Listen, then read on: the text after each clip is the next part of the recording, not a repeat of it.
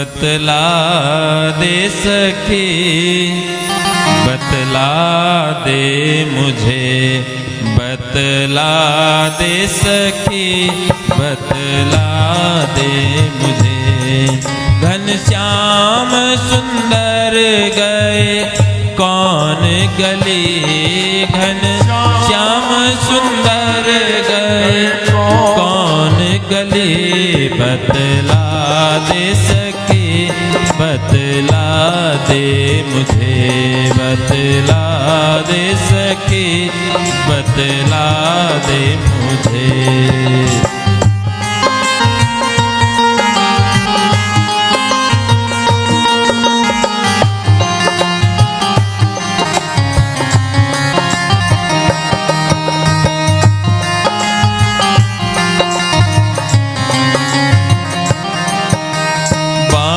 ढूंढी बगीचा ढूंढी, बागा ढूंढी बगीचा ढूंढी, फूलों की ढूंढी कली रे कली। हाँ, फूलों की ढूंढी कली रे कली। बतला दे सखी, बतला दे मुझे, बतला दे सखी, बतला दे मुझे। कभी तुलसी से पूछ रहे हैं, कभी वृक्षों से पूछ रहे हैं। अनेकों बार श्री कृष्ण को खोजने का प्रयत्न करते हैं, लेकिन श्री कृष्ण कहीं नहीं मिले। राधा जी को लेकर के अंतर ध्यान हुए थे। राधा जी को भी मान हुआ। उन्होंने कहा कि एक आना, चलते चलते मैं भी थक गई हूं, क्या मुझे अपने कंधे पर बिठा करके ले जाओगे? क्यों नहीं राधे। और जैसे ही भगवान श्री कृष्ण झुके, कहा कि बैठ जाओ, और जैसे राधा रानी कंधे में बैठने लगी, भगवान वहीं से अंतर ध्यान हो गए। राधा रानी पृथ्वी पर गिरती हैं, मूर्छित हो जाती हैं। गोपियां खोजते खोजते राधा जी से भेंट हुई। अब राधा रानी और गोपियां श्री कृष्ण को खोजने लग रही हैं। जब कहीं नहीं मिले तो उन्होंने गोपी गीत गाया, जो कि श्रीमद् भागवत में बड़ा ही प्रसिद्ध है। जयति तेदिकम जन्मना ब्रज श्रयत इंदिरा सस्वदत्र है, दयित दृश्यताम दीक्षुतावकाश त्वयितासवास्तवम विचिन्वते। हे कान्हा, आप जब से इस धरातल पर आए हो, वृंदावन में आई हो, ये ब्रज वसुंधरा भी धन्य हो गई है। सभी देवी देवता यहीं ब्रज के चारों तरफ चक्कर लगाए बैठे हैं। जितने तीर्थ हैं ब्रज के चारों तरफ आकर के विराजमान हो गए हैं। और जो चंचल लक्ष्मी है, जो कभी एक जगह स्थिर नहीं होती है, वो भी वृंदावन में आकर के स्थिर हो गई है। विष जलाप्य याद व्याल राक्षसात। यदि हमें इसी प्रकार से सता करके मारना था, तो हमें विष जलाप्य कालिया नाग से क्यों बचाया? तृणावर्त से क्यों बचाया? दावानल अग्नि से क्यों बचाया? वृषभासुर से, व्योमासुर से क्यों बचाया? बार बार हमारी रक्षा क्यों की? ये तो वही बात हो गई। कोई बकरा लेकर के आया, खूब खिला पिला करके जवान किया, मोटा ताजा कर दिया, और एक दिन खुद ही बलि चढ़ा दिया। एक दिन खुद ने ही गला काट दिया उसका। आपने बुलाया हमें, हमारा स्वागत किया, खूब बढ़िया से रास कर रहे थे, और आप बीच में से ही अंतर ध्यान हो गए।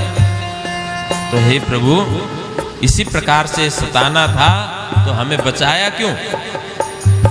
इतने असुर से बचा करके अब विरहासुर से मारोगे? विरहासुर यानी विरह में, अपनी तड़प में मारोगे हमें? न खलु गोपिका नंदनो भवान, नखिल देहिना मंत्रात्मद्रिक। हे कान्हा, तुम यशोदा के पुत्र हो ही नहीं सकते। यशोदा किसे कहते हैं? जो दूसरों को यश दे। हम लोग क्या है, काम दूसरा करें और श्रेय हम चाहते हैं, नाम हम चाहते हैं। लेकिन यशोदा खुद काम करती, लेकिन अपना यश की वो कभी कामना नहीं करती। वो तो कितने दयालु हैं, कितने दानी हैं, वो किसी के दुख को देख नहीं सकते। और आप अपने ही भक्तों को इतना दुख दे रहे हैं। अंतर ध्यान हो गए। जब गोपी गीत से भी भगवान नहीं आए तो राधा रानी ने कहा कि हे सखियों, हमारे प्रभु को उनकी लीला बहुत प्रिय है, उनकी लीलाओं का अनुसरण करते हैं, उनकी लीला का हम नकल करते हैं। ठीक है, कोई पूतना बन गई, कोई तृणावर्त बन गया,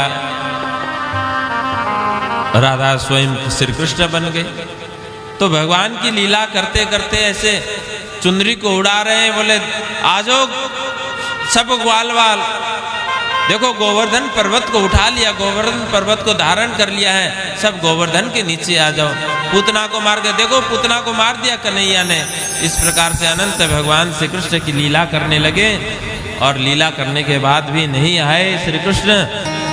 तो इति गोप्य प्रग्रायन्त्यः प्रलपन्तश्च चित्रधा रुरुदुः स्वस्वरं राजन् कृष्ण दर्शन लालसा।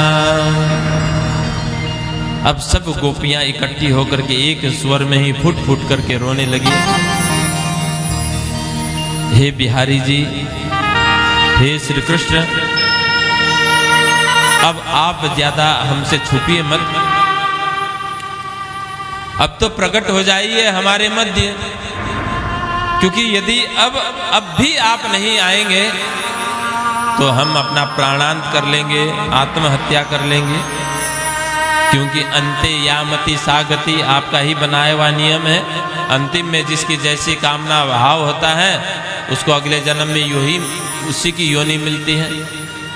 इसलिए यदि अब भी आप नहीं आए तो हम अपना प्राण त्याग देंगे, और मन में कामना लेकर के प्राण त्यागेंगे कि अगले जन्म में आप ही हमको मिलो, और मिलना ही पड़ेगा फिर तो, क्योंकि ये आप ही का ही विधान है। तो इस प्रकार से कह करके सब जमुना किनारे पहुंच गई, और रोते रोते जब कन्हैया नहीं आए तो जमुना में छलांग ही लगाने वाली थी कि इतनी देर में ही भगवान से कृष्ण प्रकट हो जाते हैं। बोलो कृष्ण कन्हैया लाल की, कृष्ण कन्हैया लाल की, कृष्ण कन्हैया लाल की। एक गोपी बहुत पलक झपकाए बिना बड़े ध्यान से श्री कृष्ण का दीदार कर रही थी, दर्शन कर रही थी। कन्हैया ने पूछा, गोपी पलक तो झपका ले, क्यों ऐसे एकटक होकर के देख रही है? गोपी ने कहा, कन्हैया मैं अपने नेत्र के द्वार से आपको हृदय में ले जा रही हूँ, और जब आप हृदय में प्रवेश कर जाएंगे तो मैं नेत्र रूपी कपाट को, नेत्र रूपी दरवाजे को मैं बंद कर दूंगी, ताकि आप बाहर निकल करके न जा सको, भाग न सको। इस प्रकार से बहुत ही चर्चा हुई है। भगवान को पूछा गोपियों ने, आप इतने निष्ठुर कैसे हो गए, हमको ऐसे बीच छोड़ करके कैसे चले गए? भगवान ने कहा, मैं कहीं छोड़ करके नहीं गया, रास करते करते एक बहुत बड़ा वृक्ष हमारे मध्य आ गया था, बस उतना ही बिछुड़न है हमारा, क्योंकि इंतजार की घड़ी बहुत बड़ी होती है, बहुत लंबी होती है। आनंद की घड़ी पता नहीं कब बीत जाए, पता ही नहीं चलता। कभी कभी देखिए बहुत अच्छी धारावाहिक चल रही हो और खूब इंटरेस्ट बना हो, मन लगाओ खूब, और भले ही 1 घंटा व्यतीत हो गया तो हमको ऐसा लगता है कभी कभी कि देखो कितना जल्दी ये धारावाहिक खत्म हो गया। और कभी कभी आनंद ना आ रहा हो तो तब विचार आता है कि ये खत्म भी नहीं हो रहा आज तो। और जब आनंद आता है तो 3 घंटे पता नहीं चलता, 4 घंटे पता नहीं चलता। जैसे सबसे ज्यादा तो जब भारत जीत रही हो और खूब अच्छे चौके छक्के लग रहे हो तो सब बैठे रहेंगे, और उनको समय का नहीं पता, अपने काम का नहीं पता, अपने काम का सब भूल जाते। और जब भारत हार रही हो और खूब बोरिंग मैच हो और केवल टक टक टक कर रहे हो तो उस समय में इतना लंबा टाइम लगता है। तो ऐसे ही भगवान ने कहा, इंतजार की घड़ी बहुत बड़ी होती है। तो मैं तुमसे कहीं दूर नहीं चला गया था, और अच्छा ही है कि हमारा यदि थोड़ी सी दूरी हुई है, बिछोड़न हुआ, तो तुम विरह की अग्नि में तप करके अब पवित्र मुक्त हो गई हो। तुम्हारे अंदर जो विकार आया था, जो अभिमान आया था, जो बुरे विचार आए थे, वो विरह रूपी अग्नि में जल करके अब नष्ट हो गया। अब तो तुम कुंदन बन गई, अब कंचन बन गई। सोने को जब 16 बार तपाते हैं तब वो कंचन बनता है। इसी प्रकार अब विरह की अग्नि में जल करके तुम बिल्कुल शुद्ध हो गई हो। अब तुम रास की असली हकदार बनी हो, रास का आनंद अब ले सकती हो। ऐसे ही भगवान ने पुनः बंसी बजाई। प्रति गोपी प्रति कृष्ण, एक गोपी के साथ में एक कृष्ण का रूप। और जैसे रास प्रारंभ कर रहे थे, इतने में ही दूर से गोपी के रूप में भगवान शंकर को आते देखा और भगवान श्री कृष्ण ने स्वागत किया, आओ गोपेश्वर आओ, स्वागत है। तो आज भी वृंदावन में जमुना तट पर भगवान गोपेश्वर का यानी महादेव का मंदिर है। तो पुनः रास शुरू किया गया। अब नटवर और नटराज भी रास में शामिल हैं। भगवान शंकर भी गोपी का रूप धारण करके आई हैं। तो आइए, ये रास 6 महीने तक चला था और इसमें 36,000 गोपियां थी। तो ये कोई इस संसार का रास नहीं था, वो रास अखंड है, आज भी है। ये तो प्रतीक के रूप में आपको निधिबंध दिखाया जाता है। वो रास के लिए तो भगवान ने अलग स्थान यानी अलग ब्रह्मांड, अलग स्थान की रचना की थी उन्होंने। और उसमें आज तक भी, और वो जो ये साधारण शरीर वाली गोपी नहीं थी, उनके हृदय की जो ब्रह्म शिष्टि की जो आत्मा थी, वो 36,000 गोपियां उस रास में शामिल थी, ऐसा उल्लेख आता है शास्त्रों में। और 6 महीने तक ये दिव्य रास हुआ। तो आइए हम और आप भी उस दिव्य रास में शामिल होते हैं।